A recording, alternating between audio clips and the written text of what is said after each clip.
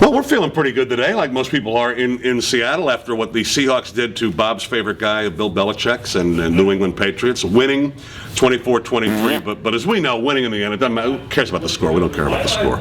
Winning is enough in this league, I think. And beating that team in particular is really, really nice. And it was real special. I mean, we had a chance to talk to Cam Chancellor about it, and you can check that out on the podcast page, and I hope you do. You know, some people, I think, might come out of this and saying, well, you don't know if the Legion of Boom had the same sort of day that they were planning on. I don't know if they were as effective as they've been. And I might argue that, Bob. I mean, I know they give up a lot of passing yards to Brady, but they made him one-dimensional. The Patriots couldn't run the ball at all. Right. They scored 23 points, 10 points under their average.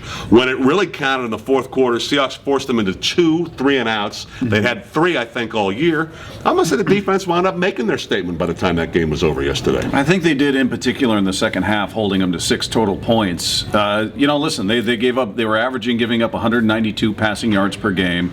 They went well beyond that. They were averaging giving up 14 points a game. They ended up giving up 9 more points than they typically do. They gave up a lot of yards, gave up more points than normal.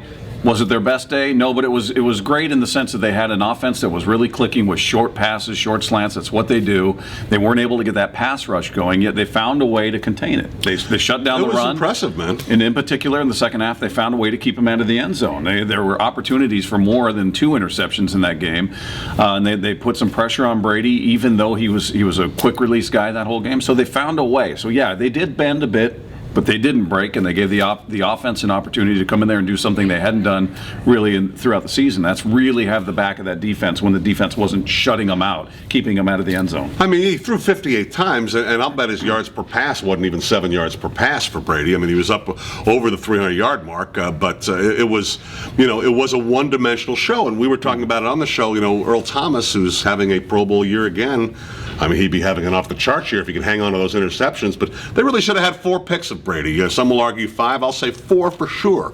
That Earl Thomas should have had 3 himself probably in that game. Yeah. They really did in the second half, I thought, did the job, and it does come down to scoring points in these games and opportunity, and Pete Carroll kind of talked about that. What happens late in the game? And what happened late in the game is they got stops when they needed them.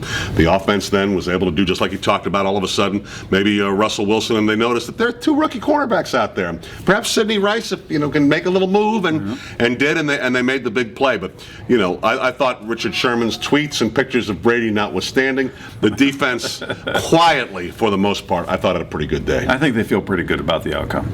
Yeah, why wouldn't they? We do.